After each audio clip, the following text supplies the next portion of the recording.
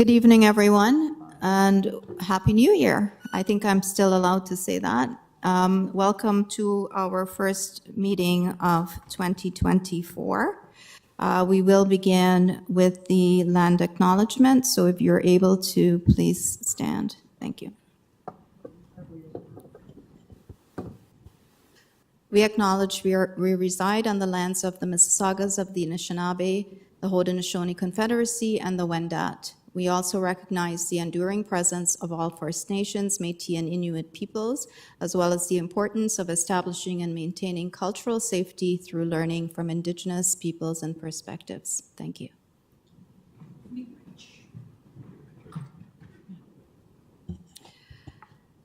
I am Nandy Palmer. I'm the Assistant Superintendent for Special Education and Inclusion, and Associate Director Luis Risco is online.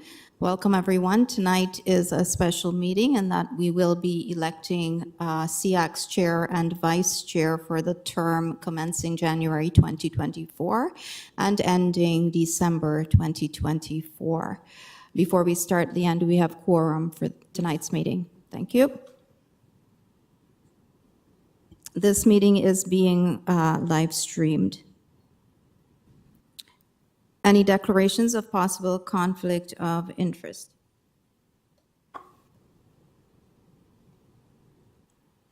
Leanne?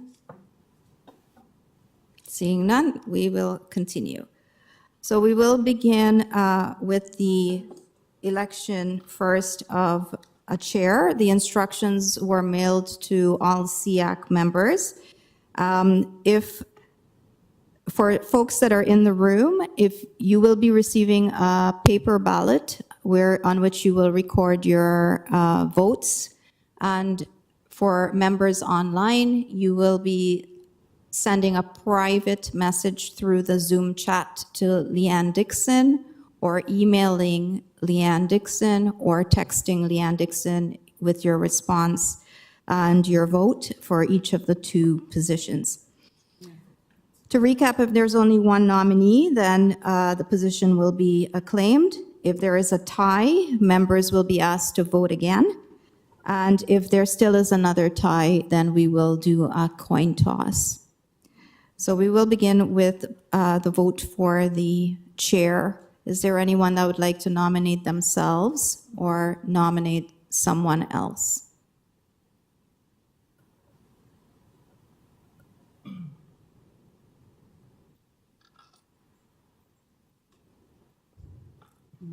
And Wendy, if you can help me monitor the online members, please. Nora. Hi, thank you. So I'd like to first of all thank our chair and vice chair for helping us through last year. And I know it's a really demanding job, so I really appreciate that. I'd also like to take the time to nominate David Leposki for chair. And I'd like to give a little rationale. So I think at this time for me, given what I'm watching happen to the students in the system, I think it's really important that we have an advocate who not only represents and protects students, but also self-identifies as having a disability. So most of our associations represent people with disabilities. I think often we conflate the term special education and disability. I think it's really important to know that there is disability legislation, and I'm feeling like there are strengths that David brings to the table through his self-identification, his professional experience, that I would like to submit him as a nominee. Thank you very much. Are there any other nominees for the position of chair? Leanne, anyone online?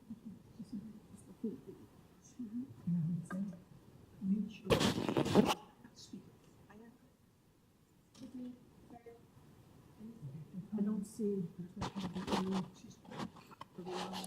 Thank you. Maybe if anyone has one online, they can just call in case I'm missing the message in the messages. There's nothing in the chat. Okay, seeing no other nominations in the chat or online and no other hands in the room, David, I'm wondering if you'd like to say anything regarding your nomination by Nora for the position of chair. Sure, I'd be happy to. Can you hear and see me okay? Yes, we can. Okay, great. Good evening, everyone. Thank you, Nora. Thank you, everybody. Thank you, Jean-Paul, for your leadership over the past year. I would be, uh, I'm prepared to serve as chair. I will uh, just tell you a couple things about me. Some of you know me, some of you don't. I'm totally blind. I was partially sighted as a kid and lost my vision in my teens. I'm a lawyer, retired, and a part-time law professor. For over 4 decades, I've done volunteer community organizing and advocacy for disability rights and for accessibility legislation, with a key part of that advocacy, especially in recent years, being tearing down the barriers facing students with disabilities in our school system. If you'd like me to serve, I want to tell you what my priorities are. I think that there are lots of people at TDSB who want to do a good job for our kids, but I think we have a system that handcuffs them, some of which is the responsibility of the province, but some I think is the responsibility of TDSB procedures and sometimes bureaucracy. So the people, including the good people of the staff who are at this meeting and come to our meetings, want to do better, but they're handcuffs. And I would like to see SEAC able to advocate as strongly as possible to take those handcuffs off so they can best serve our kids. To that end, I consider that we as volunteers, we don't have a lot of time to give because we're busy as parents. I'm a parent of a child with complex disabilities, and we tear ourselves away from our kids to take on this SEAC role. I want to use 100% of your time at these meetings to best advantage. And to that end, my commitment to you, if you want me to serve as your chair, that I want to use every minute of our meetings for substantively addressing barriers facing our kids. I don't want to take up our time with procedural wrangling. I don't want that to be something we have to spend time on. Some people have complained about toxicity at some of our meetings. My goal is to have meetings that don't have that as an issue. And finally, I want to tell you how I propose to proceed if you'd like me to serve in this role. We've consulted around this table to find out what our priorities are for needing action. To make our meetings workable and to try to end at 9 o'clock, what I'd like to do or propose to do are a few things. Number one, identify 2, 3, 4 priorities for each meeting, and have us focus on them. Of course, still having staff meetings, and where we need reports from routine reports, we can do that either in writing, or if people want a couple of minutes to pipe up, of course, that's fine. But I want to try to keep our agendas short so we can try to do good stuff with that time. And that's over the space of the year. I'm hoping we could cover a lot of priorities that way. Finally, I want to be able to go to the board with, where we can, where we have a consensus, a crisp, clear, short recommendations for actual change that will take those handcuffs off the staff. So that's what I'll do. If you want me to do it, I'm happy to do it. Back to you, Nandy. Thanks so much, David. So since there are no other nominees, David Lepofsky has been acclaimed as chair of SEAC for 2024. Thank you.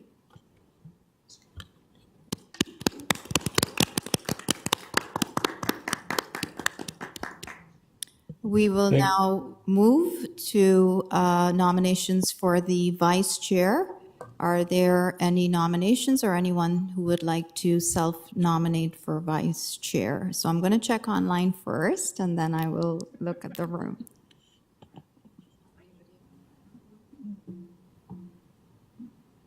Nothing in the chat. Nothing in the chat. Nora. Thanks. You always make me nervous with the self-nominating thing. I'd like to nominate Richard Carter. Again, I think Richard has spent a lot of time on the committee. Historically, he predates me. So he reminds me of policies and things about the committee. And he has, effectively run us before. And I really appreciate his experience and his wisdom and his lived experience watching his child move from school to adulthood. So I'd like to nominate Richard. Thank you, Nora, for the nomination. Any other nominations? Last call for nominations.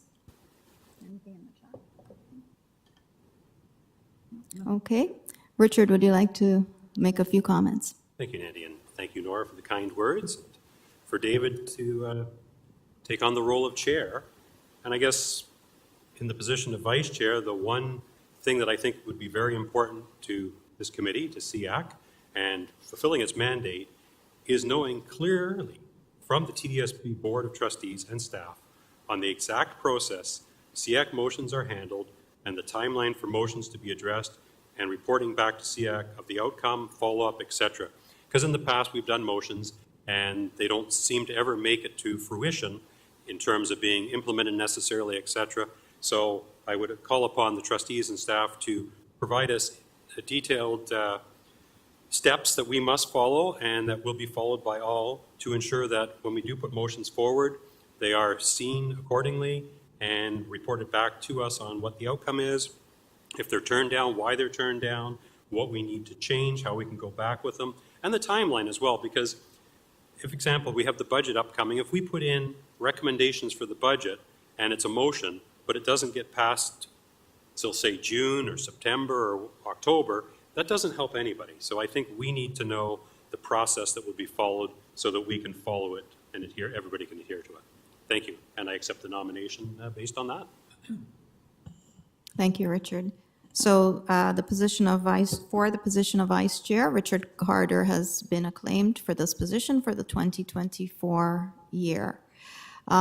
On behalf of TDSB, I would like to express sincere gratitude to Jean-Paul, merci Jean-Paul, and to Michelle for your collaborative spirit and approach in working with staff and all SEAC members, and for being responsive and approachable to SEAC members and to staff as well.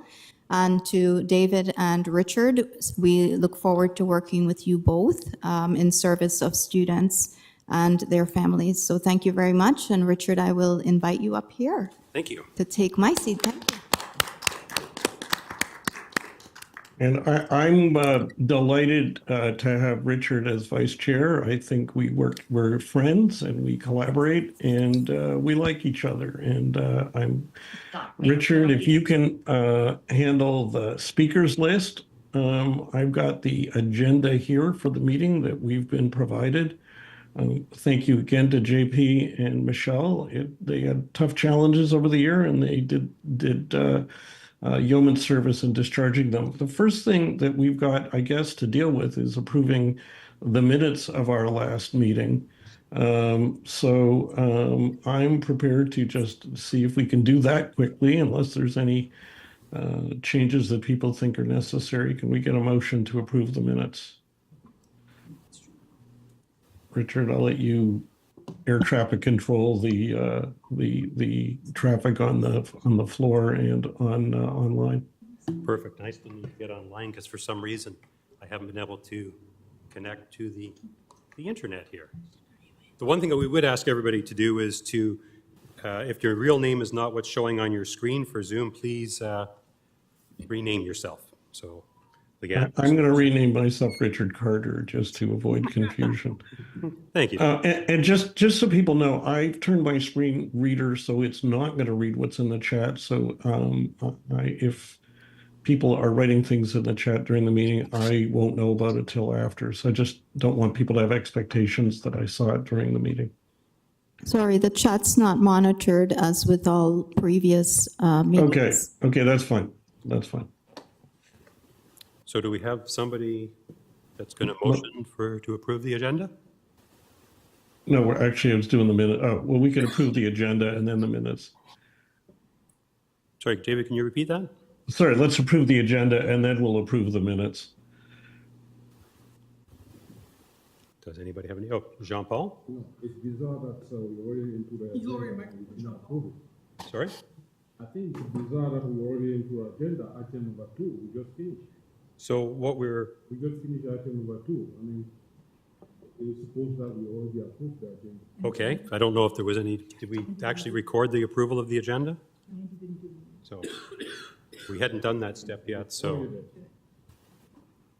if everybody's willing, or we have majority to either, It's voted. sorry? we already into item number 2. If it's not approved, that means it's over. We have to, it's done. Just let the IT people Oh, know. sorry to interrupt. Yeah, Can we get folks in that are in person to use the microphone, because we can't hear anything what John Paul is saying at all.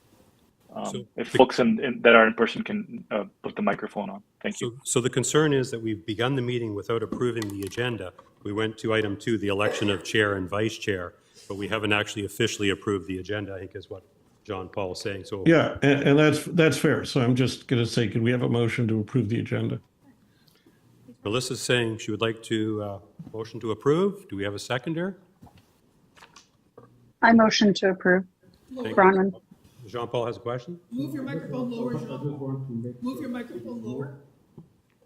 That's, yes, I just want to make sure that it's noted that we went into item number 2 without approving the agenda. If that's in the minute. that we just made a decision at the beginning of the meeting that it would make more sense to elect the new chair so that the new chair could go through all of those other elements rather than do the whole, those first 6 things and then elect a chair. So that was just an amendment that we made very quickly when we looked at it and realized. And that's fine.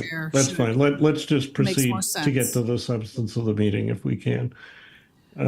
So can we have a vote on the agenda, please?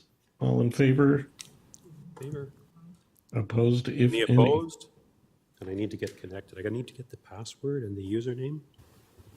Do you have the username for Richard to? Actually, it says connected now. Sorry. Trying to get online. I may be on now.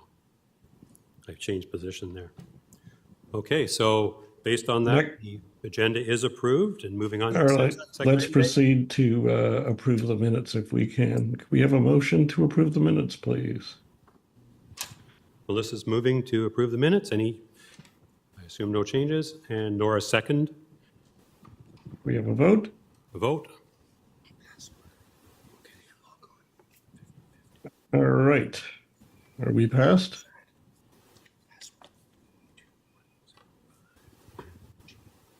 Yes. Yes. All right, good. Now, is there anything on the agenda?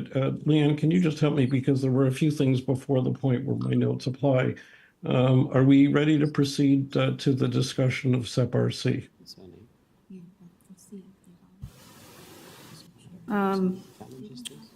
We are at that point in the agenda, yes. Okay, so we are now going to have, for people who are watching either in the meeting or at home, and who don't know all the technical terminology, we're going to have a presentation arising out of previous discussions regarding a procedure which is provided for some students before they actually start at TDSB. And to speak to it is Angela Naradesa, who used to be the head of special education, who kindly has come back out of retirement to help with this. So Angela, can you make an opening presentation, and could I trouble you to begin for the benefit of people who don't know what SEP-RC is, because it's a bunch of letters, to explain what it stands for and what it is, and then provide your report. Good evening. Absolutely, David. So just to answer that quickly, the special education, the SEP-RC stands for Special Education Placement Recommendation Committee. And we refer to that as SEP-RC. So am I good to begin, David? Yeah, go ahead. Tell us what question Okay. you're considering, why you're doing it, and what your Perfect. suggestions are. Thank you. So I'm going to ask Leanne if she can just put up the slide. So before I begin, just a quick thank you to Nandi and Louise for inviting me this evening to SEAC. And congratulations to our new chair and vice chair. So David and Richard, congratulations. It does feel surreal being back at SEAC, but again, I'm honored to be here. So let's get right into this. So this evening, I've been given 30 minutes to do 2 things. One, I will briefly share 6 slides to assist me in communicating high-level information to further clarify what is SEP-RC and why we do SEP-RCs. The second part, once I speak to the 6 slides, I will be turning it over to the SEAC reps so that I can hear your association's thoughts on the strengths and ideas for improvement that perhaps you have not yet had an opportunity to share as it relates to SEPRCs. And so with the support of the chair or Richard, actually, at the end of the 6 slides, I will open the speakers list and ask you to assist. So let's get right into it. So if we can move to the first slide, TDSB duty to accommodate. Thank you. So as we know, disability continues to be the most often cited ground of discrimination in human rights claims under the Human Rights Code, with significant systemic issues being raised in disability and education. The Ontario Human Rights also notes that a student's experience in discrimination based on one's disability, when that intersects with discrimination based on other grounds in the OHRC, such as race, for example, the impact is even greater. And so the OHRC speaks of the duty to accommodate people with disabilities, and in this case, students with disabilities.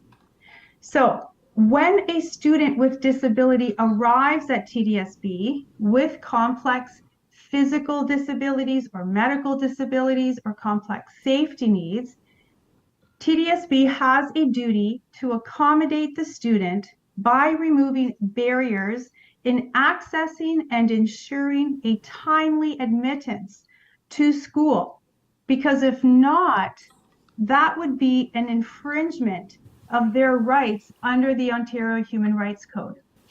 And this process, as you know, is called the Special Education Placement Recommendation Committee, or as we refer to it as SEPRC. The SEPRC process also addresses the concern in the ED Act that allows principals authority to refuse to admit to a school for students not yet in school.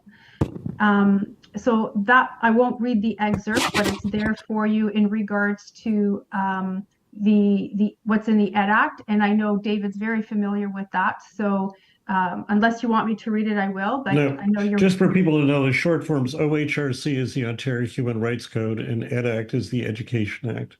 correct. Carry on. And furthermore, the AODA Alliance also recommends each boards have a process or a policy to support vulnerable students with disabilities when entering school. Next slide is registration and placement. Thank you, Leanne. So when we talk about the duty to accommodate students with disability, the SEPRC process supports the notion that fairness is not sameness. Treating students the same or equally means all students receive the same treatment regardless of their needs. Treating students fairly or equitably, on the other hand, means that students with complex physical and medical disabilities or complex safety needs, so I'm saying disabilities and complex safety needs, are provided a differentiated support through the duty to accommodate. And in this case, we are providing access to a SEPRC to remove those barriers and allow the student access to learning in a timely manner for students with disabilities. And this, as we know, is in alignment with the OHRC. When families and students have first contact with the homeschool, we do acknowledge that we must continue to take steps to prevent ableism. And SEPRC is one step toward that. And the Ontario Human Rights Code defines ableism as a belief system analogous to racism, sexism, or ageism and that sees persons with disability as being less worthy of respect and consideration, less able to contribute and participate, or of less inherent value than others. Ableism may be conscious or unconscious, and it may be embedded in institutions, systems, or the broader culture of society. Unfortunately, ableism does limit opportunities of persons with disabilities and reduces their inclusion in their life of the community. And sometimes those barriers are not just physical, they're attitudinal, which stems from ableism. So as per Reg 181, TDSB welcomes and registers all new students with or without special education needs. So I'm saying special education needs at their home school and are placed in a regular class. Also, as per Reg 181, TDSB welcomes and registers all new students with or without disabilities at their home school in a regular class. Having said that, all new students who have physical or medical disabilities and or complex safety needs and who cannot access their home schools and a regular class even for a short period due to physical barriers or other barriers must not face delays in accessing learning because of their disabilities. As such, families and legal guardians have access to a SEPRC to ensure their child has a timely entry to a school that addresses their disability needs.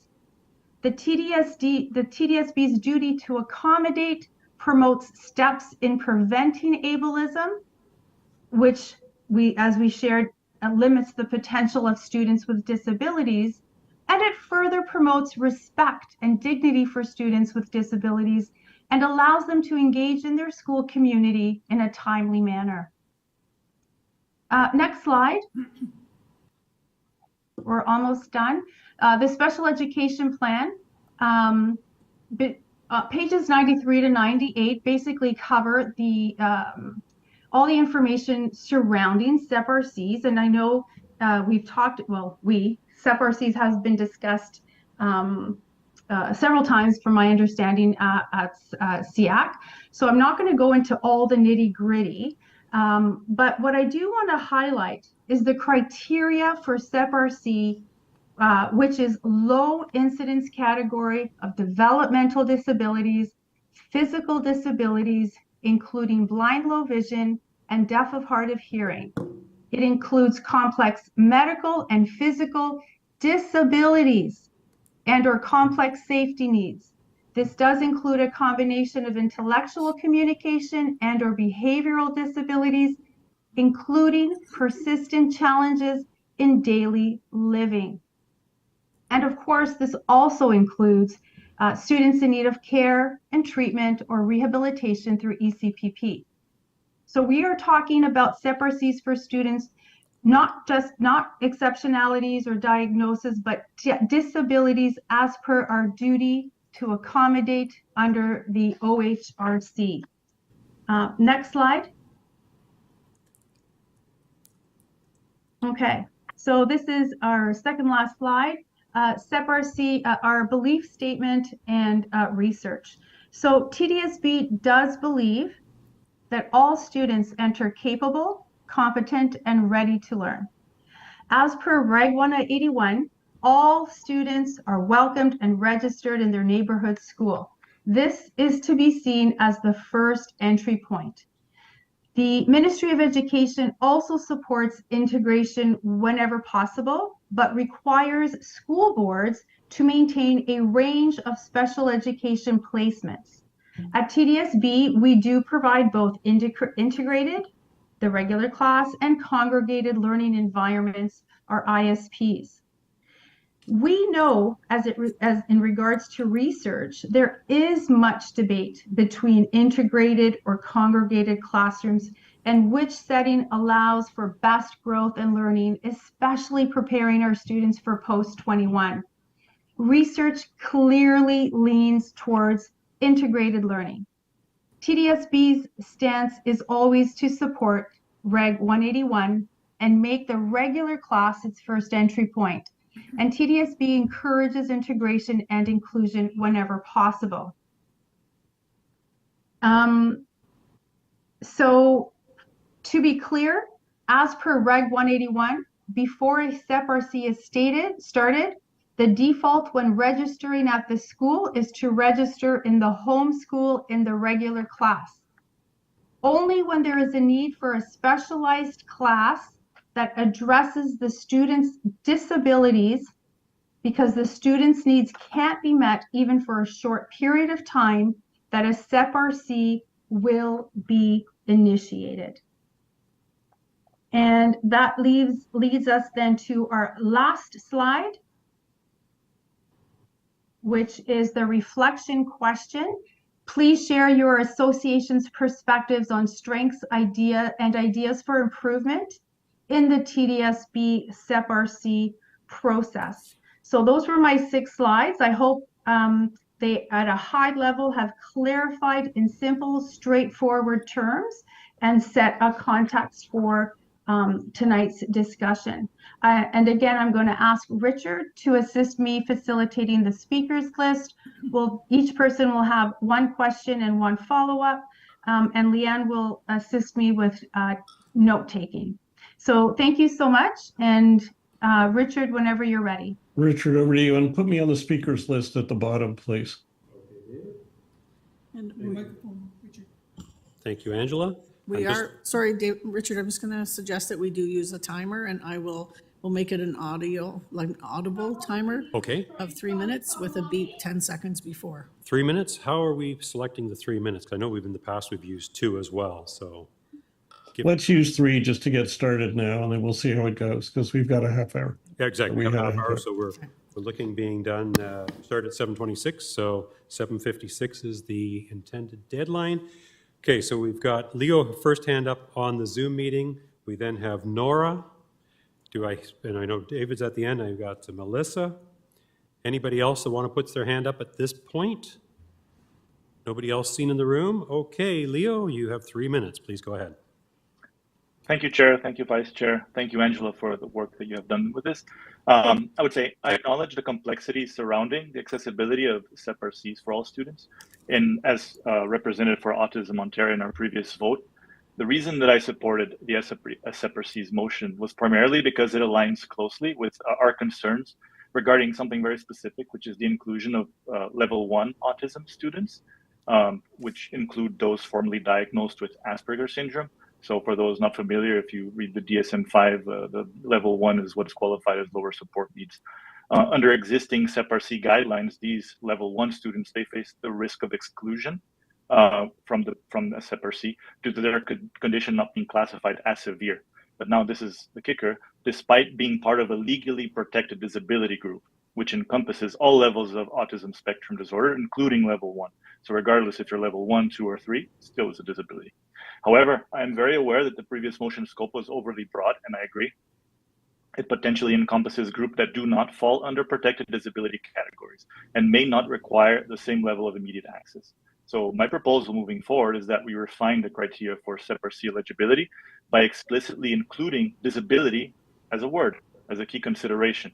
This amendment would honor the original purpose of the SEPRCs, and it will ensure that all children on the autism spectrum, irrespective of their ASD level, are granted equitable access, and that's really what matters for us. So thank you for that. Thank you, Leo, and noted. I appreciate that. Thank you. Thank you. Next on the speakers list would be Nora. 3 minutes, please. Thanks, Angela. Since my association is really all about inclusion, SEPRC would absolutely, from my association's perspective, be a segregationist model. So basically, it's a mission on the part of the board that the schools are not universally designed for all students. The schools are not prepared to welcome all students in their neighborhood schools, and ergo, some will need to be removed from their neighborhood schools to be supported in another location. And I understand that often people want to talk about this process as though sometimes the placement might be regular class. Let's be clear. A SEPRC is only used when someone is seeking either board or family, an ISP. I've never heard in my entire time sitting here of a SEPRC placing in regular class. So it is all about the model of education or special education delivery. And it has also been my experience that once one goes to an ISP, often if one chooses to come out, it is not so easy. When students register, they register in February. Often, I understand some might come later, but there would be kids that this board would know are arriving in September and they're aware in February, and yet we fail to prepare the school for the reception of those students at their local school. So, and my last point would be that refusal to admit piece is sort of like saying I feel as though it's an approach that's saying we need a process because we can't trust our administrators to openly welcome all children into their schools. So now we have a process when they fear that there's a student that they do not know how to program for. So I'm just giving the perspective of my organization. I understand people will have all different feelings, but that would be my perspective is the board's not prepared to universally design, the board's not prepared to receive all children in their local schools. And so we have a backup plan that segregates kids because we haven't prepared properly, nor have we done sufficient professional learning about ableism. Thank you, Nora. Thank you, Nora. I've taken those points down as well, and I appreciate you sharing them. Thank you. Okay, next on the speakers list is Melissa, 3 minutes. Hi, thank you, and hello, Angela. Nice to see you again. Hi, Melissa. Hi. Okay, so this is complex, and the range of students we represent is quite broad, plus individuals within categories are very diverse. So it's hard to talk in a couple of minutes about it, but I'd like to use 2 points here.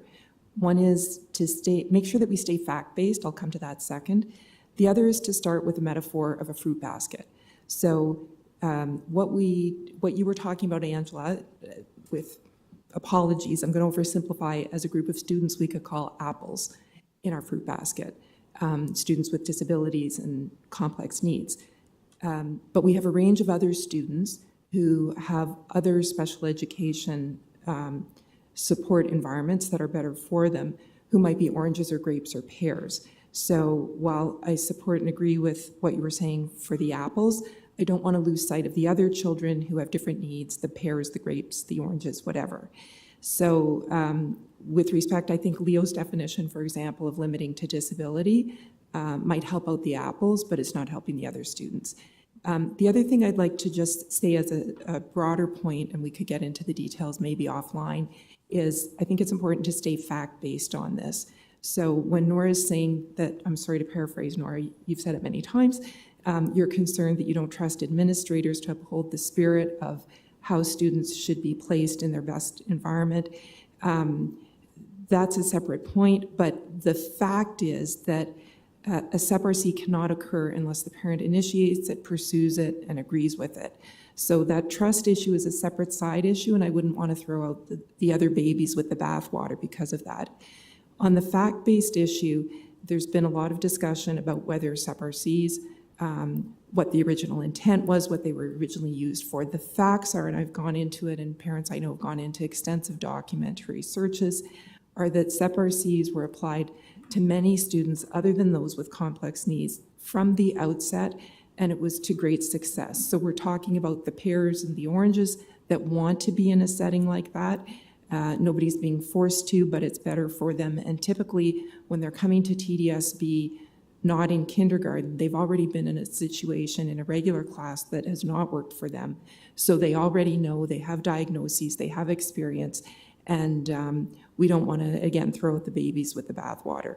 So the facts are that SEPRCs have worked great for a bunch of kids for a very long time. And it's a little bit, if it ain't broke, don't fix it. And it's a shame because I've actually recommended to the provincial ministry and Maxi and a number of other groups over the years that 10 seconds. Sorry. TDSB has an excellent process in the SEPRC, and it should be copied in other boards. I'd be happy to talk about it more detail later. And also, could you please share your slides? Thank you, Melissa. Okay, we have another hand on the screen. I see Steve has put up his hand. So Steve, 3 minutes, and we still have David on the list at the bottom. Go ahead, Steve. Hi, Steve. Hi. Thank you for the presentation, Angela. Thank you for the information. Quick question. When a parent comes for a SEPRC and they go through this process, what is the board's desired outcome? As in, we're talking about regular classrooms, we're talking about congregated sites. When a student comes in for a SEPRC at the parent's request, what is the board's desired goal for that student?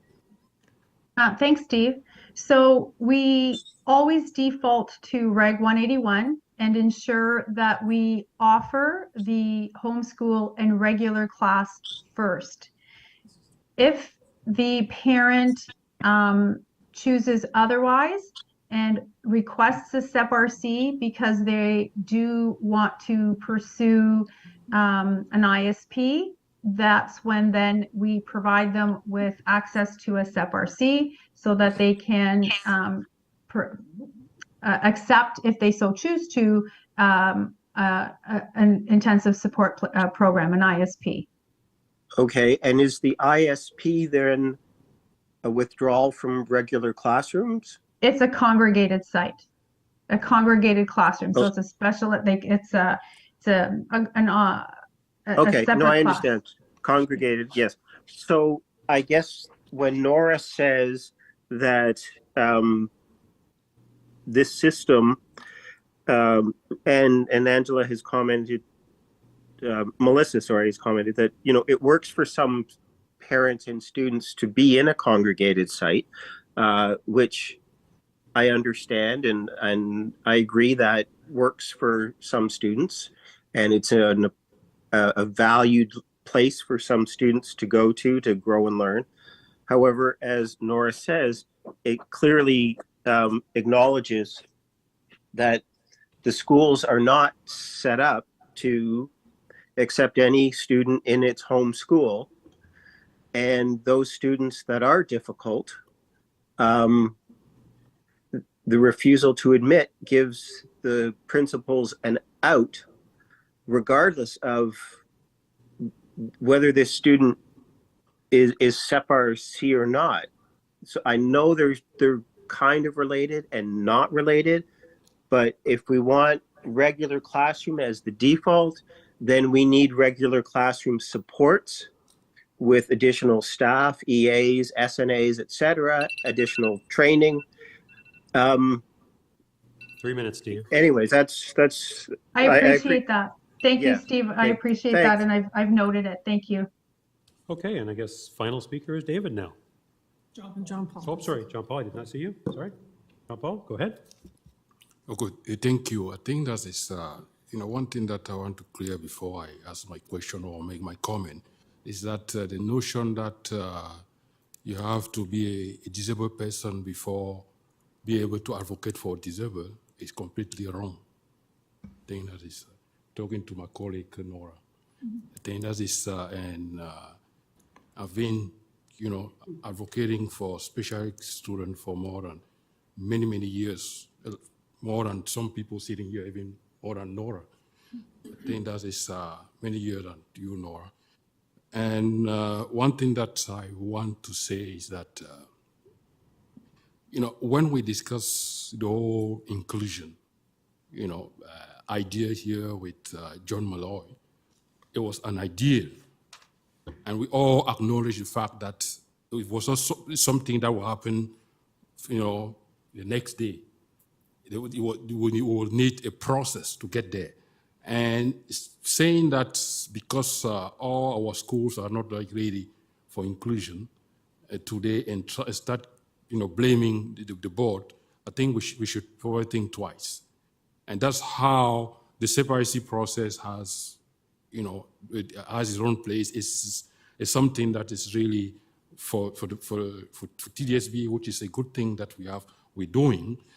And another thing that I think we should also, being, mindful of is that, we should be building on what the previous conversation that we already had, about SEPRC, not giving the impression that every time we start everything, from scratch. And that's the impression that I'm having. That we please, build on some of the discussion that we have after presenting the motion to the board, the separation motion to the board, and looking at the next steps that was kind of, it already set, and build on that, going forward. Thank you. Thank you, Jean-Paul. Okay, final speaker then, seeing no other hands up in the room, no other hands on screen. David, please, 3 minutes. Hey there, am I audible? You're audible. Yeah. Okay, great. I want to thank Angela for the presentation. Frankly, this is the kind of discussion that I was talking about in my remarks before. We're talking substance. This is the most refreshing time in all my years at SEAC. This is the first time I've heard a strong recognition of the centrality of the human rights obligation of the board to students with disabilities and the duty to accommodate. Everything Angela said is core human rights law. It's not negotiable, arguable, debatable. And her case for the SEPRC as a means for fulfilling the duty to accommodate owed to students with disabilities is a compelling case. But two additional things follow from that case that I think are missing. And I encourage you in your review to add these to the process. The first is that as you said, it's there for determining whether a student will get a placement in a special ed class, not in a regular class. But there are many students with disabilities for whom the regular class is a good destination, but only, as Steve said, if they get appropriate supports. But the SEPRC doesn't deal with supports. That's something you have to wait till you get to school, wait till you get to the class, wait for a discussion of an individual education plan, possibly months later. And that's wrong. So this should be available to students with disabilities for whom the first placement might appropriately be the regular class, but with supports, to determine supports. And the second thing I want to say, and Angela and I had a call last week, so I'm just reiterating what I said. The Education Act, at least for other procedures, wrongly severs the individual education plan. What accommodations are we going to give you from the decision where we place you? That is very wrong for kids. It's trying to unscramble an omelet that deserves to be together. So what the SEPRC should do for kids either destined for a separate class, a special ed class, or for a mainstream class, is it should be the place in the spring before school starts where they discuss not only placement, but the supports and services needed to fulfill the duty to accommodate. Otherwise, it's got the right goal, but you're tying the hands of the people who will have to teach on day one. I conclude by saying the people who are going to teach the child on day one have to have in place not only the right classroom, but the right services and support. So for them, the individual education plan, at least as a draft, should be ready to be up and running to fulfill Angela's statement that we want the child to start learning on day one. Back to you, Richard. Thank you. Thank you, David. Any closing remarks? Angela? I just wanted to, again, thank you for this opportunity to come. It's critical to hear your voices as you all represent your associations. So thank you for that. I will take it back to Nandy and Louise, and we will discuss next steps. So thank you very much, everyone. And thank you very much. And I hope we can be apprised of what those next steps are, because obviously we're very interested in this. Of course, thank you. Moving ahead on our agenda, next is Craig Snyder to speak about the budget. So Craig, you're online, I believe. So over to you, and we look forward to hearing from you. Thank you, and I'm happy to be here tonight. And congratulations, David, to you and to Richard as chair and vice chair of SEAC for the upcoming year. If it's all right with Leanne, I'll share my slides just so I can control the pace. Yep. Oh, it's host disabled, Leanne. Yeah, just 1 second. Sure.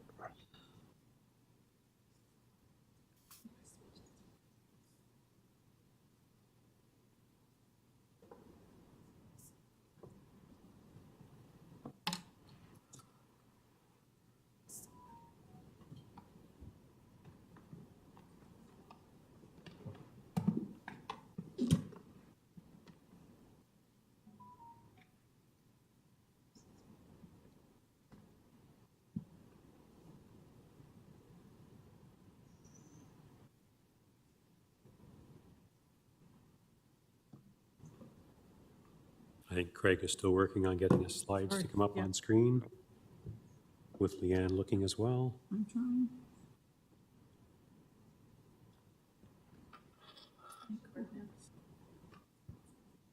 Oh, there we go. Okay. I'll just get this started. There we go. Okay, we are on screen. Excellent. Well, good evening, everybody. Happy to be back with you. So tonight is some more background on the budget. So the discussion I'm going to have tonight will be a short presentation, is on the status of our reserves.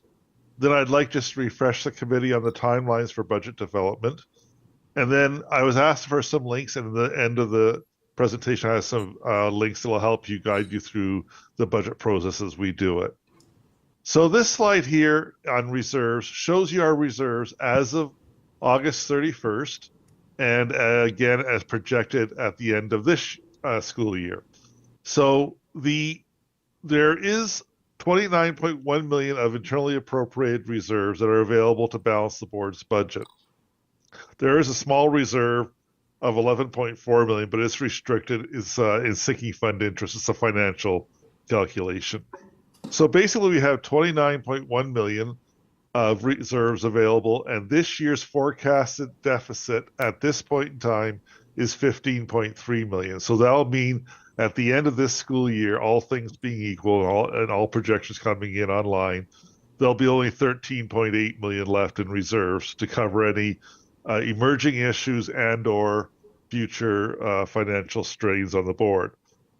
Just to refresh the SEAC members, we are currently in the second year of a 3-year deficit recovery plan we submitted to the ministry, and the 24-25 school year, which is the current budget process we're going through, has to be a balanced budget per our 3-year deficit recovery plan. So not only do we have a limited number of reserves that have been drawn down significantly over the last couple of years, but we also have a mandate with the ministry to have a balanced budget for next year. So the next slide talks to, I've done this in a different order just because it'll make more logical sense. So the opportunity for our communities to hear on information sessions and feedback will be the week of February 19th. And as I'll show in a slide coming up, that's because we're going to present to the trustees on February 14th the options to balance the budget at that point in time. So if our stakeholders have complete information, they need both the operating position of the board, but the options that staff are recommending to the trustees. So that'll be presented on February 14th, and therefore the week of February 19th, we're going to do our information and feedback opportunities for the community at large. And what we're suggesting at this point in time is 3 webinars on the budget and the options to balance. One will be during the day for those people that work in the evening, and then 2 evening sessions. The same information will be covered at both, and we will obviously record one of the sessions to be put on the budget website, and we will make copies of all questions asked during those sessions. The other thing that will happen the week of the 19th is there'll be an online survey for those people that wish to provide feedback through a survey approach, and we're in the process of developing that with our colleagues in communications right now. Both these pieces of information will be fed back to the trustees in the March 4th FBAC meeting. And I'll go through the agenda again now with you just so you can see the logistics of what we're suggesting. So next Thursday, March 8th, my month's all wrong, January 18th, I'll try one more time to untie my tongue. We're doing 2 things related to the budget. We're doing contract awards and other information that's just regular FBAC business. But this budget schedule really highlights things around the budget. So Andrew Gowdy and his team will present their 3-year forecast of the enrollment of the board for the next 3 years. And that, of course, is very important. As we all know, a majority of the funding comes through the grants for student needs. And we're going to present the revised estimates for this current year.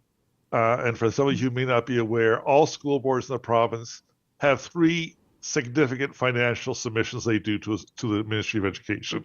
Obviously, the original budget plan, which has to be submitted by June 30th of each year in advance of the upcoming school year, is the budget.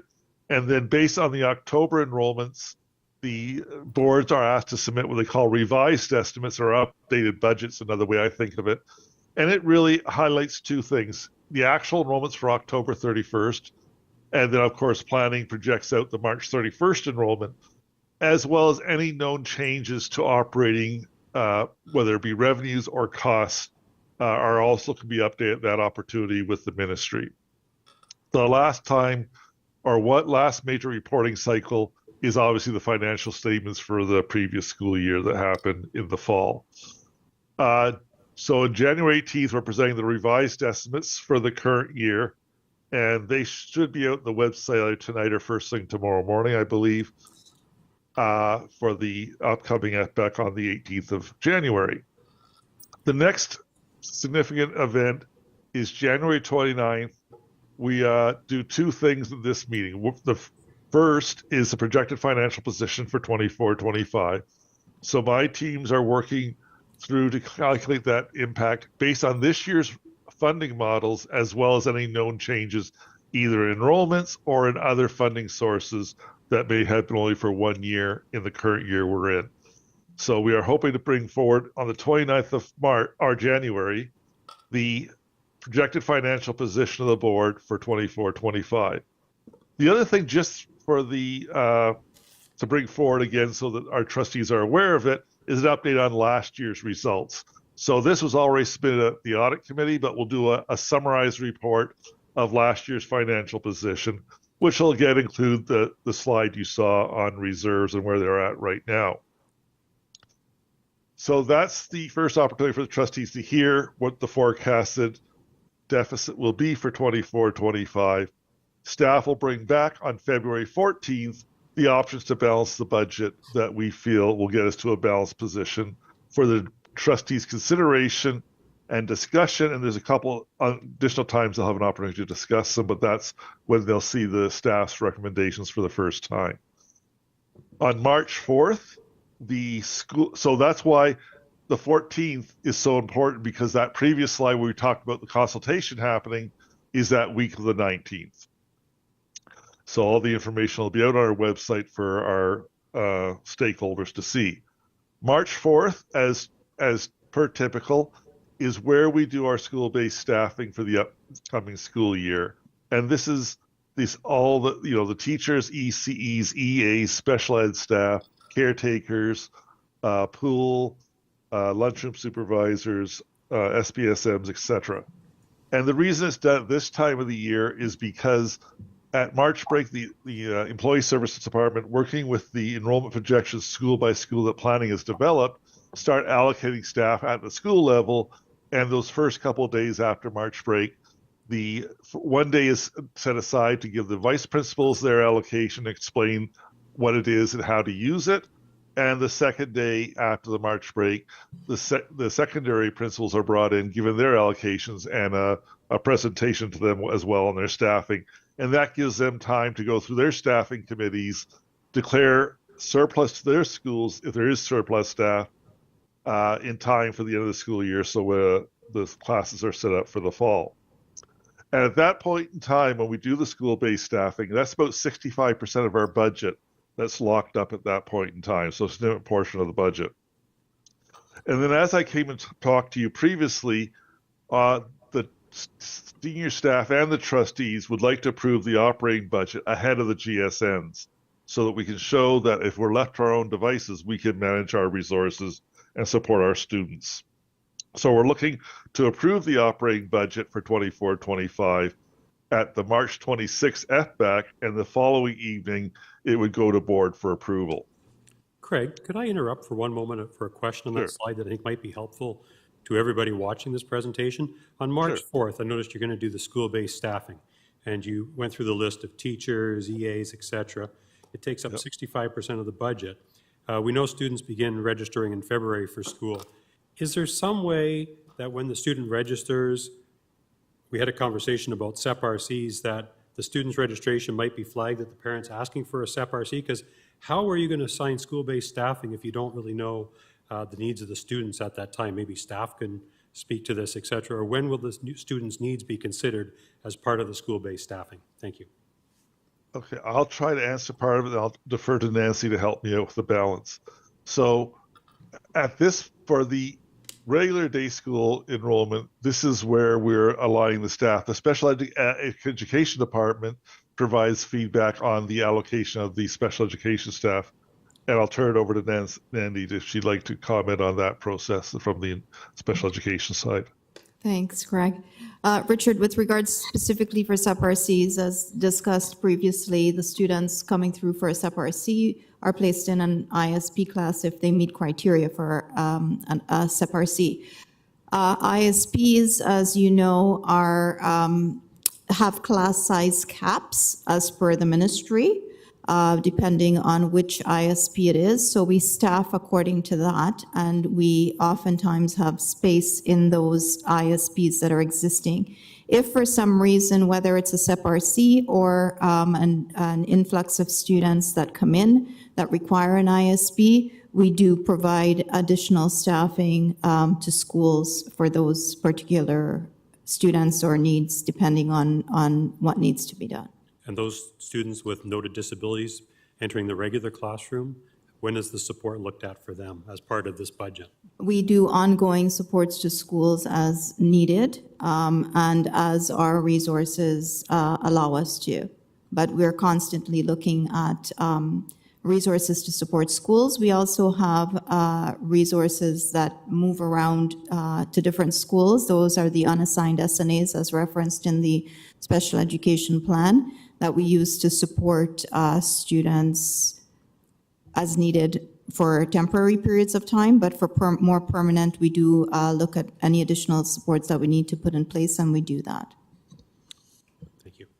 And then Richard, just to me to help augment what Nandy says as well as just the overall staffing of our schools. We do keep holdback in our staffing allocations that aren't allocated to schools initially. And this is for two reasons. One is if the enrollment projections are overestimated, then we don't have the funds to support those teachers being allocated, and they aren't necessarily needed to be allocated. And the other is that with our population, as much as we are a city and a large metropolitan area, there is schools that have very transitory student enrollments. So as the students move, we need to move our staff. So the holdback allows us to do those two things. And should we go over projection, then we know we can allocate additional staff as well. And I apologize, there's one other thing I forgot to say on March 4th, is that this is the opportunity to provide the feedback we heard through the webinars as well as the survey to our trustees, so they have that information as they approach March 26th approval of the operating budget. Craig, it's David. I'd like to make sure we have time for questions, so feel free to carry on, but let's make sure we've got time for people to ask questions, and I'll have one. As quick as I can. Great, thank you. The April 7th period FBAC likely will be the GSN announcement, and staff will go away and do the analysis and inform the trustees the impact the GSN had on the operating budget. We're planning to do the capital budget draft to the trustees in May, and then approval of the capital budget in June. And then we'll submit the two budgets that make up the board's budget to the ministry by June 30th.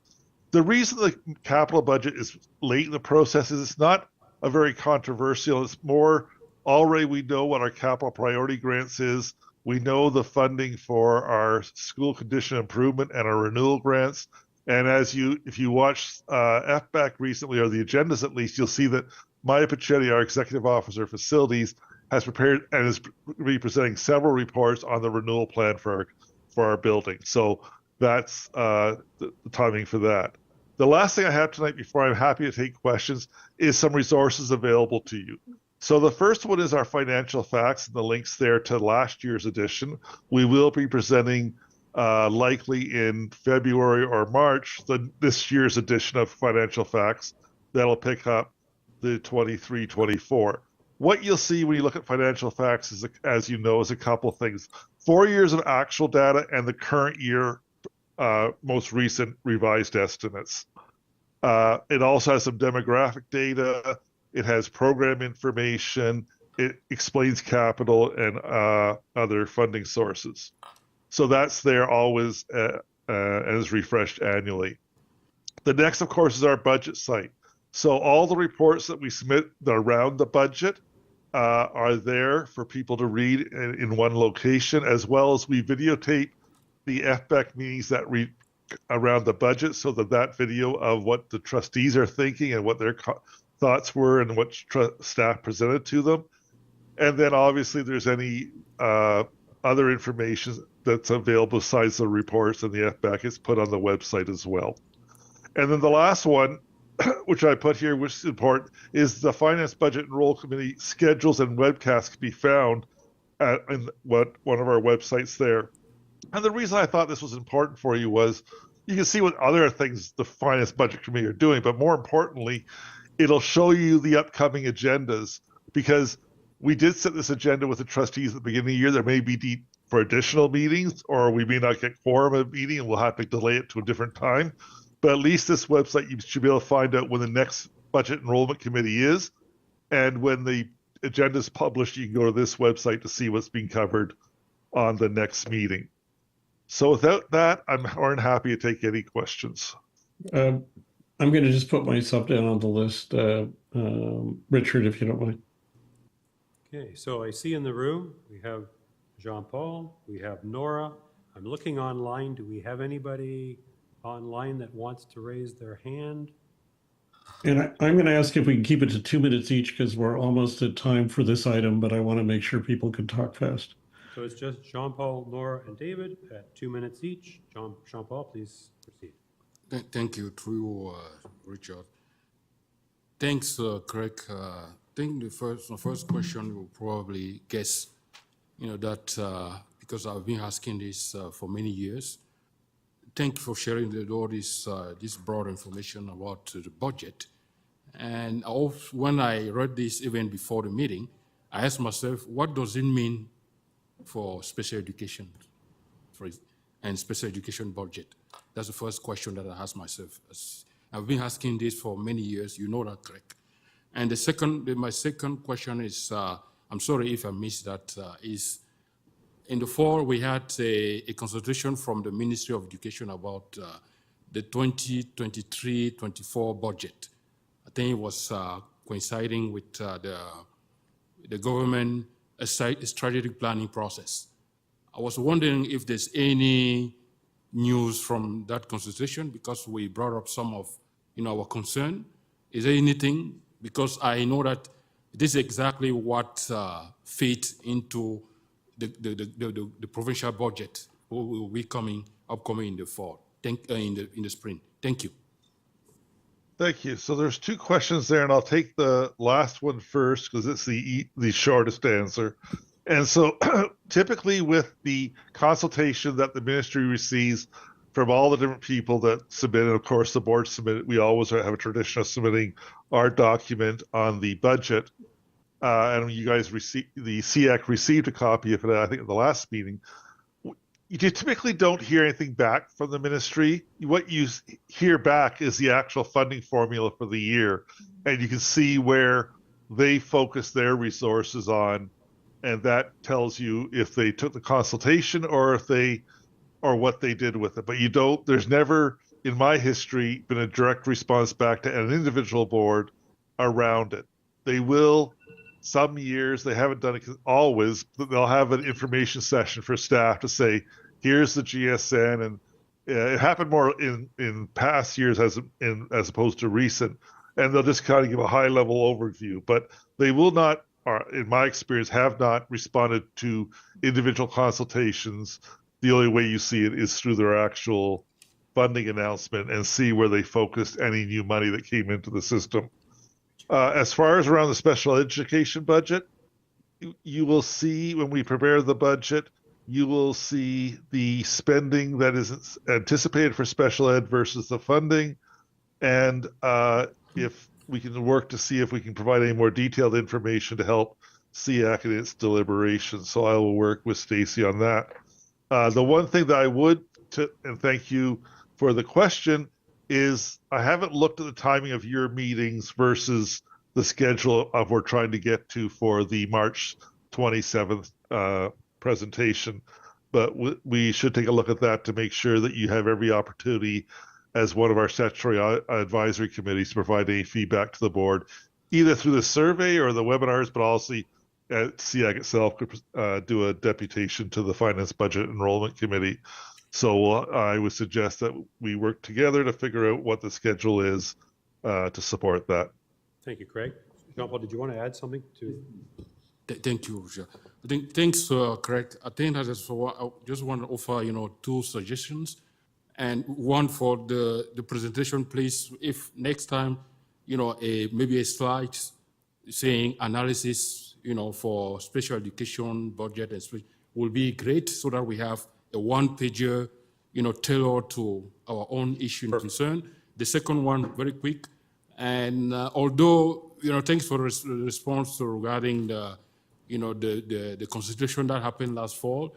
Although all the school boards that submitted, were consulted, but each school board has its own issue and concern, and maybe it will be a good idea to do a follow-up on our specific issue and concern, and so that we, when this question is asked in the future, we just say that we follow up, but we didn't hear back, not just assuming that usually they don't get back to us. Thank you. Thanks, Jean-Paul. Nora? Richard, we're not going to have time for second replies from people just because we're over time, but let's get Nora and then me in there if we can. Yes. I thought it was an important clarification, David, so. Yeah, no, it's all important. Believe me, I'd love to do an hour on it. Okay, Nora. Absolutely. I will try and keep mine short. Since we're the Special Education Advisory Committee and not the Special Education Informed Committee, my two questions relate to: when will this committee hear about the staff cuts to special education in actual numbers? So when will we be told how many teachers are gone, how many EAs are gone, how many that are gone? And how does the staff plan on collecting feedback from all of us regarding our priorities in special education so that it's informed and we've advised on budget? So how will staff collect our input about the budget and how it's spent on special education? Because historically, we've tried to focus on, please don't make cuts because so many of the children are having a difficult time, which sounds a little naive in this climate. So how will you guys collect our input so that we can inform trustees, and how will trustees get that information? Thank you, Nora. So thank you. And I think I'm trying to pull up quickly right now on the website when your meetings are to see how things coincide with the budget process. So I think, without knowing the dates, I think, Nora, what I would suggest, as I did kind of with the last, was we need to try to see if, will there need to be a special SEAC or something so that you guys can collect your thoughts and put forward a deputation to the to FBAC. I would think if you're interested in deputation, the March 4th would be the most logical FBAC to do your deputation at, for two reasons. Once you'll have all the information from what our suggested options to balance are. We'll work to make sure we get you some information around special education. But the March 4th is where the trustees at FBAC are going to hear the feedback from all the other sources. So it'll be ideal time for SEAC to do a deputation there. So I would make that recommendation to your committee as far as how you can get your thoughts into the process. Okay. Thank And you. the cuts, the bodies, I want to know the body count. That was my first Right, question. and that's How do I what know how many we'll try to work teachers? at. That's where I have to look at the schedule a bit more to see how we fit this all in, because as you can see, we are on a very tight schedule because of what the board has asked for. So the board won't know until February 14th what we're suggesting, and therefore I have to let my trustees know. But anytime after February 14th, we can obviously do something with SEAC to let you guys know what's happening there as well. So I'll try to work with Nandy and Louise to set up a schedule that we can provide some information to you. Thank you, Craig. So we have the final speaker as David, and I see Louise has come on line here. Jean-Paul, I know you've got your hand up. I think we're going to have to cut it off, but I'm going to suggest send your questions to the Budget Committee, and then the Budget Committee can report back to SEAC in February, and I can cover everything accordingly, because we are over time. And so in the essence of time, David, 2 minutes? Yeah. The bottom line is this. I really appreciate this. We have a meeting on the 12th of February. the TDSB, under the regulations that create SEAC, has a legal obligation to consult us, not tell us after what they did do, consult us on what the budget's going to be, what the special education budget's going to be. While the links you gave are really appreciated, I don't think any of us have the time, the expertise to go through and pan for gold there to figure out the answer to Jean-Paul's very appropriate question.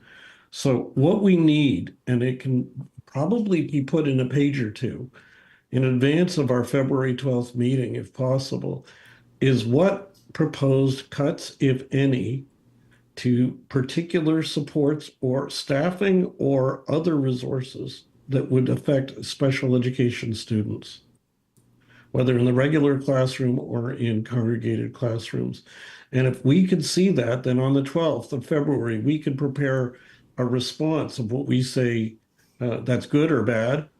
And then we can present that to the March 4th the opportunity for deputation. But without that information, we are precluded from doing what the regulations say we should be able to do. So if you could take that back and see what could be done, that would be great. I'm not asking for anything now other than could you please make best efforts? Yeah, thank you very much. And I think that we probably can prepare something for the 12th. That would be great. Because we'll have the options to balance should be into board services and on our public website, I believe, by the Friday. So we should be able to get something out to you. It won't be far in advance, but we'll see what we can do. And bringing together what both Nora and Jean-Paul were saying, they want to know the practical impact for our kids, not the kind of accounting stuff. So that will make it in kind of plain language, as best you can, as best you can. Yeah. Okay. Thank you very much. We now have staff report, and what I'm going to do, because we're a bit behind schedules, I'm going to ask Nandy, the slides you've got are, I think, close to verbatim the written report you provided. David, I can interrupt before we go that we have Associate Director. She's had her hand up for a moment. I think Oh, sure. The budget. Louise, well, let's kick it over to Louise and to Nandy for staff report. And let's have you present as you wish, but if you can probably just summarize what's in your slides. Over to you, Louise, and then Nandy. Thank you very much. And to David and Richard, tremendous congratulations. I'm together with Andy and looking forward to working alongside you and working collaboratively to do amazing things for our students, and tremendous gratitude to Jean-Paul and Michelle for serving for last year. And it was indeed such a good pleasure to work alongside you.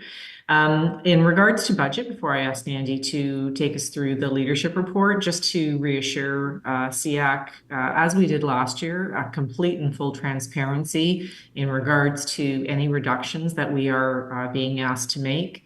You'll remember from Craig's first budget update through Nandy's leadership, we were very fortunate to dramatically increase our special incident portion claims by significant millions of dollars, which negates at this time, we think, any reductions to special education staffing. Now, we're very early in the budget development process. That may change, but at this point, we're not planning for any reductions. But if we are needing to make those decisions, of course, we will be coming to SEAC with full transparency and opportunity for feedback and guidance, and then in time for deputation to the board. So thank you very much, Chair Lepofsky, and welcome, Nandy. Thank you. Thank you. Good evening, everyone. So I will be brief. December was a brief month given the winter holidays in there. So in terms of the leadership report, staff wanted to share with SEAC and the general public an idea or some information on professional learning that we have been providing to the system and staff at all levels in the system.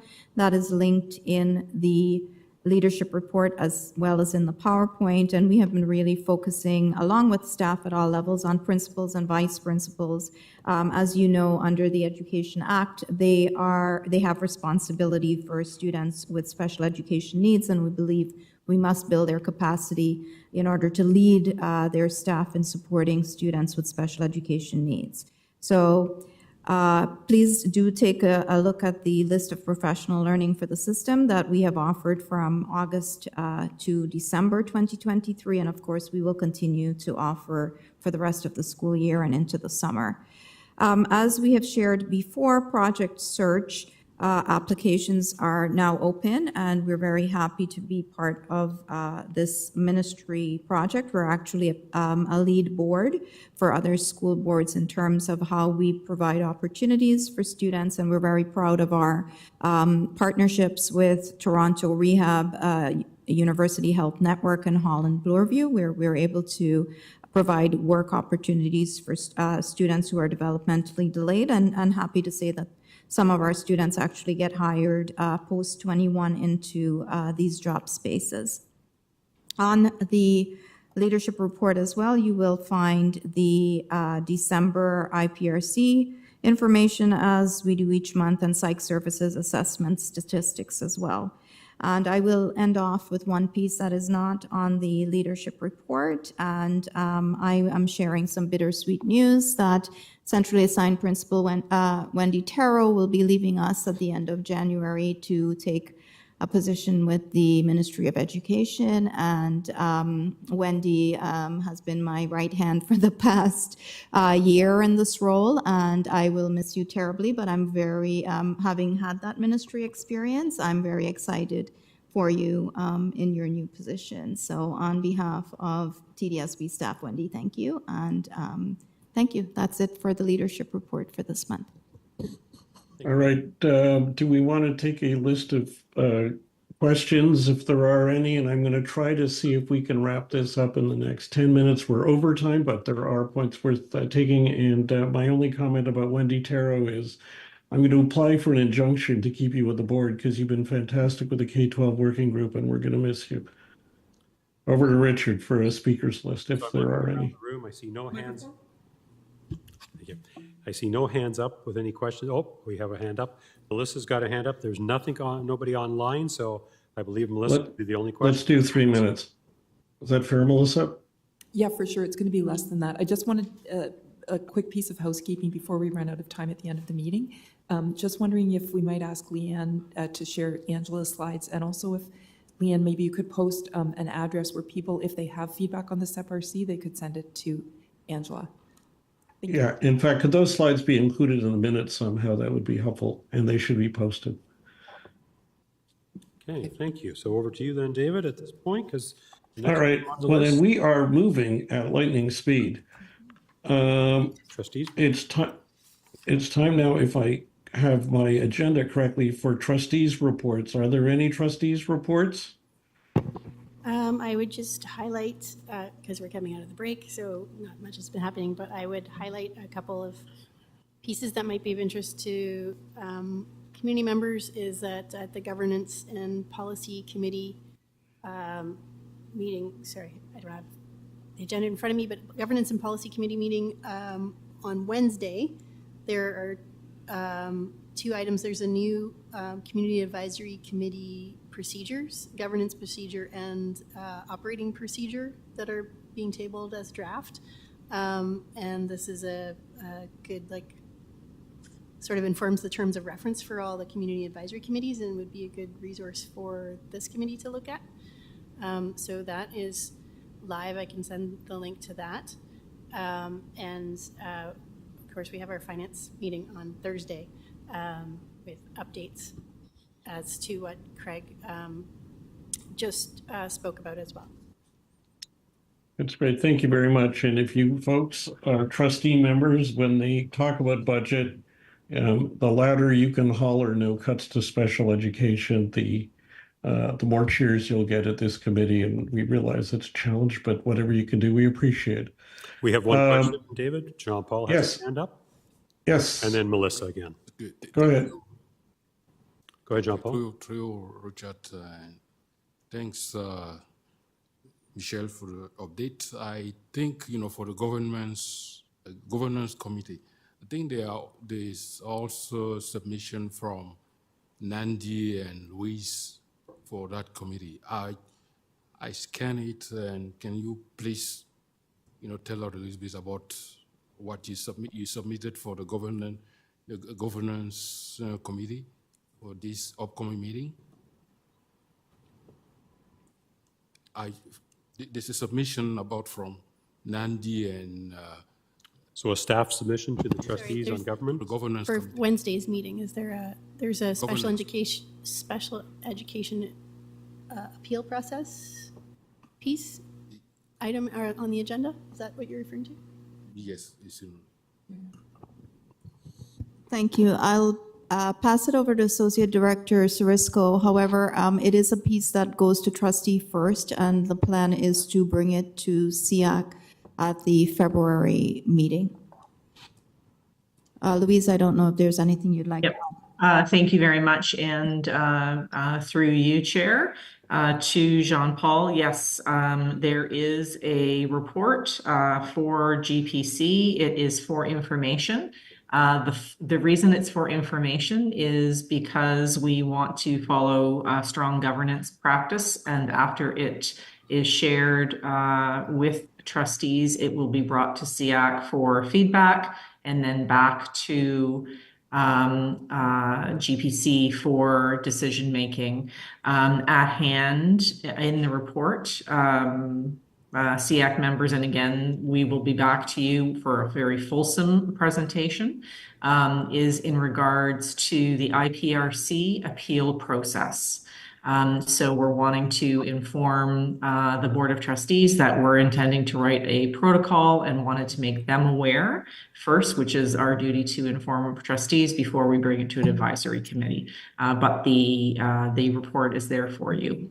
In short, it is really just trying to provide best advice and best practice in how the appeal process of an IPRC is conducted. So I hope that's at a high level and much more to come next month. Louise, it's David. I'm going to encourage, as your staff are doing that they look to the due process recommendations in the kindergarten to grade 12 standards development committee report, because we talked about generally due process protections for families, and they would fit there. And I'm happy to talk to staff if they want to reach out to me. Thank you. Sorry, We'll take you Melissa up had on it. that. Okay, and two more Melissa, you were next, I think? We have Melissa next, and then Nora, and that was the end of questions. I don't see any further questions. Very good. Melissa. Just a couple of quick questions, and maybe we don't have the answers yet. But first of all, on the new CAC procedure, I was wondering, Michelle, did you happen to notice, is it only for the non-statutory CACs, or does it also affect SEAC? That's part one. Yeah, it's for the community advisory committees, but yeah. So the review and the procedures is community advisory committees will have to adopt this, the governance procedures, but I believe the intention is to bring it to everybody. But that's been led by Michelle Monroe.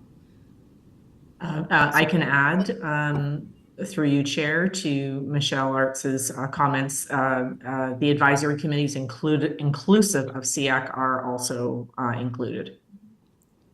Okay, thank you. And so then my next part of the question on that would be, will we have an opportunity to provide input on that? I guess after it's presented to GPC, it would come back here for...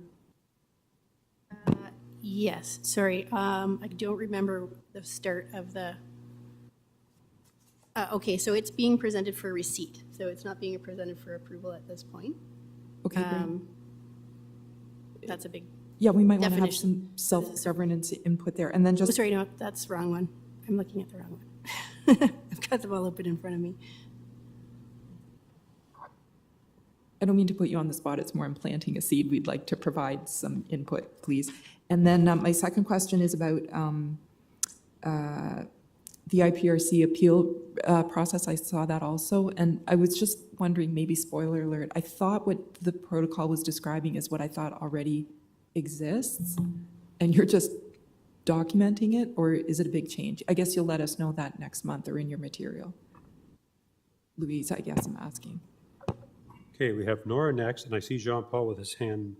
Oh, I think Right, that was and actually- and then that was let's actually- cap it after JP so we can make sure we get to the working That's right. groups. I think What's that was the answer? actually a question.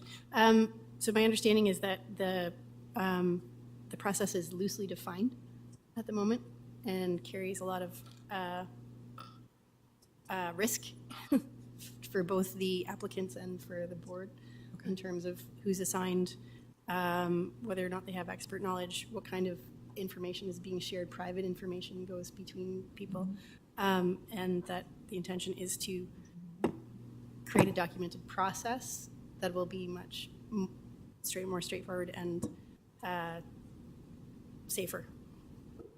Thank you. Thank you. Okay, so final two questions. We have 3 minutes. Nora and then Jean-Paul, 90 seconds each. Thanks. I guess maybe mine's just a clarification question, because Louise had mentioned that things would go to trustees, and then it comes to SEAC, and then we give our feedback. So I guess what I'm looking for is maybe the theme that Richard talked about at the beginning, which is how do trustees hear what we're proposing in our comments? So if they see it first, then we give feedback. Do they find out after? And it goes back to them and you say, this is what SEAC said about it? That's my question. So, oh, sorry, I can't see the screen, Louise, but yes, this will be going back to GPC again with feedback and with any additions and feedback, not only from SEAC, Nora, but from trustees as well at that GPC. Thanks. Okay, Jean-Paul, 90 seconds. Okay, thank you. I think that is for the CAC's procedures and operation, and also we have the CAC's procedure and the operating procedure. These are two documents that are going to the government committee. I think that is, we may recall that we went through a process of gathering feedback here. I'm sure, I know that maybe, that is, when this information for feedback, come to us, we not always have time. And if you go through even the report to the governance committee, it is stated there that, all this, even some of the webinar that's happened to get where they are now. I think we need to acknowledge that. Thank you. Okay, so that is all the questions I see on the screen, David. I don't see. Excellent, very good. Let's go to working groups. Now, I don't have a list of which of them want to make a report. So let me go down the list. And if anybody doesn't need to, don't. But if you've got something and you want, let's do it. K-12 working group, David Lepofsky says I'm not going to take up your time with it now. Budget working group, who's leading that? So I guess Jean-Paul, myself, and I'm trying to think, Nora. I don't know if there's any other SEAC members on it at this point. I think what we'll do is we will plan to meet prior to the next SEAC meeting in advance and kind of regroup. Anybody has any comments or questions on the budget, please forward them to us. And I think we would invite you to participate in the webinars that Craig announced and the survey to provide feedback. I think that's a perfect mechanism to get it in front of them, but also share with the budget committee, and we'll give a recap at the next meeting. Okay, and Richard, can you just take the lead so people have a point person they know? Are you okay on that for the next month? Sorry, what was that? Can you just take the lead on that working group for just now? Oh yeah, absolutely. I'll call the meeting and we will. Okay, that's great. Thank you. Special education plan, Melissa. Anything? I don't think anything was circulated. Do you have anything you need us to help you decide? Yes, thank you. We're seeking feedback as always. Leanne, if you're able to just quickly call up on screen so people get their toes wet and see that it's not as scary and they might actually provide feedback. While Leanne's calling that up, I'm just going to mention, so last month in December, which we fully acknowledge was a very short, crazy month, we were asking for feedback on 3 really important sections E, F, and G, and they're linked because they're about, sorry here. I'm looking on my screen here. Basically, it's about assessments, identification, and IPRC. So you can see that those things are linked. And again, I would encourage people, if you've been around for a while, it's really interesting to read this stuff in a weird kind of way. But also if you're newer, this just really lays out how things operate. Here's where you find the information. Nandy reorganized the formatting of the plan a year or so ago, and it's very clear. There's headings. You just read the table of contents and find what you're interested in. The section, so we we got a little bit of feedback, but our group didn't have a chance to meet like in the week that happened already. So we're going to be reviewing the feedback from December. So please provide any more if you have it on sections E, F, and G. And then it looks like Leanne's trying to call up sections I and J. While she's doing that, I'll also just mention we've been exchanging some email, and we need to discuss further that this year I think they're going to try to wrap up feedback and draft of the special education plan much earlier so that staff can be more organized on that, which means that puts more pressure on us providing our feedback earlier. So we might be trying to wrap up feedback in the next month or so. We'll sort of work offline and figure out how we do that. So don't wait, jump in and provide feedback, please. Can I just make a suggestion, Melissa? Just knowing how busy everyone is. Yeah. If you folks distill it down to a list of, I'm going to make up numbers, 5 or 6 questions, you may decide 4, you may decide 7, but what you really want to hear from people on the most. And you want to circulate that to everyone, then that would enable people to focus their, if for the people who don't have time to go read all the stuff that you're describing. I just want to maximize totally. If you have the time, if it works, consider doing that. So that's a great suggestion. And every year we're looking for different ways to engage people, and maybe we'll try that next year. That's a good suggestion. What I'm just going to say on sections I and J, it's about 50 pages, but you don't actually have to read all of that. If you look at the table of contents, there's like 4 pages in section I, which is just categories and definitions of exceptionalities. It's very broad strokes. You could read 4 pages and woo, you just read a whole section. And then section J is much longer, but if you look at the table of contents, you can see it's really broken down into a whole bunch of subheadings, and each one is only a couple pages long. So let's say, for example, you're interested in, just picking one, communication, deaf and hard of hearing. Wow, that's only page 118 to 123. You could look at that, and maybe you're not going to read the whole thing, but that's where your interest or focus is. You could provide feedback on that. You know, similarly, it has all the exceptionalities listed. LD, giftedness, MID, physical, BLV, etc. So I would just encourage people, if you have just a couple of minutes, look at the table of contents, see if anything strikes your fancy. A little bit of feedback is better than nothing, and we really spent a lot of time going through the feedback, considering it, trying to find how it can be implemented in a workable way. And you can send it by email, you can put it into the feedback link that's in every section of the plan. You just click on it. Or contact anybody who's in the working group. Thank you. Thank you, Melissa. We have one final question, I believe, from Jean-Paul. I don't see any other ones online. Go ahead, Jean-Paul. Yeah, thank you to you, Mr. Chair. I think that is usually at the beginning of the year, we try to review all the working groups and see what do we really need for the year, except this what I would call statutory working group, like the budget and the special education plan.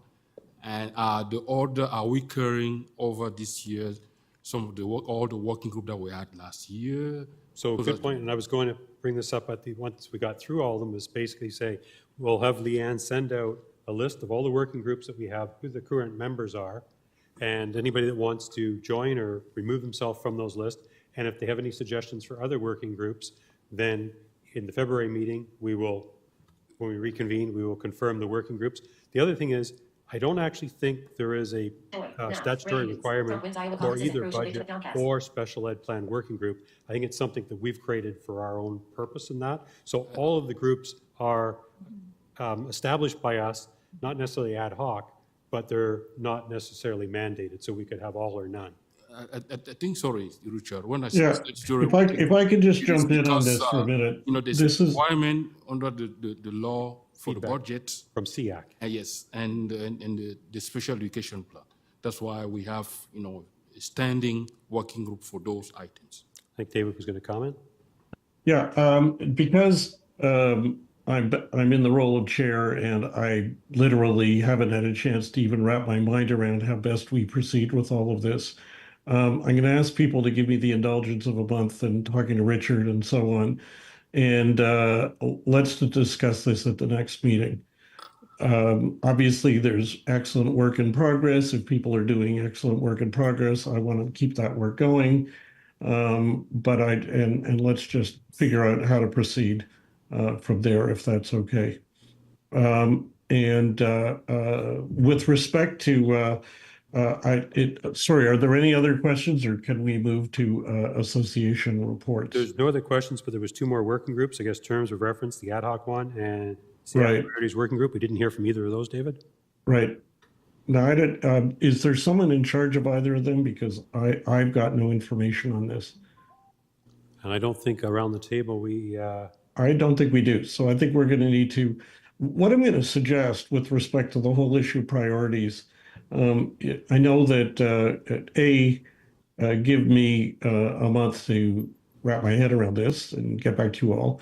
But I'm going to ask of staff, I know that you collected a whole bunch of feedback from people on priorities. I was at the meetings when we discussed things, but also there was a collection of feedback. If that could be shared, I would appreciate it. And I'm happy if it's shared around with everybody. And then let's figure out, give me a chance to take a deep breath and figure out how I want to recommend that we proceed from there. Final question from Jean-Paul? Sorry, I think that is, I just want to remind us that unfortunately we didn't go through the action log, update. We will have noticed that these 2 ad hoc working group were created here through motions. I think that is end with some membership, proposed membership for all these 2, ad hoc working groups. I think that is saying that it's reference at least the November minutes to see that, for the term of reference, I mean, from memory, it was created by a motion here with the chair and the vice chair to be member of that working group, that ad hoc working group. Yeah, so I think it would be really good. I want to use everybody's time the most efficiently. And I think what would be best, Jean-Paul, if you and I could talk afterwards, we can find a time so you could update me on that stuff. David, 1 second. It was formed, by a motion, SIAC motion, out of the work that Associate Director Siroski is leading. Right. So it is clear. I mean, let us build on what we have done. And as David noted, complete review for the February meeting. David? Yeah, no, what I want to say is, Jean-Paul, and I appreciate your refreshing our memories on that. And what I'd like to do is, I'd welcome a chance to talk to you and Michelle, talk to Louise, get whatever feedback there is, and then we can sort of figure out how to proceed. Because it's obviously a bunch of work has been done, and I want to build on that work. But everybody else is sitting around here. We're not going to do anything in our last 10 minutes with it. I think what would make sense is give you a chance to sort of get a handle on this, if people are cool. And I'd like to do that offline so that we can get to our next meeting ready to dive into substance. And I'll keep you posted. We are, if I understand then, that we're at the point of talking about the association reports. And I know there was a circulation from Autism Ontario. Leo, did you want to make an oral report, or is the written material you sent around sufficient? That was circulated is sufficient. Thanks, David. Okay, that's great. Any other associations have any reports that they want to share? Looking around the table, I see no hands online. Any hands going up in your association for a report?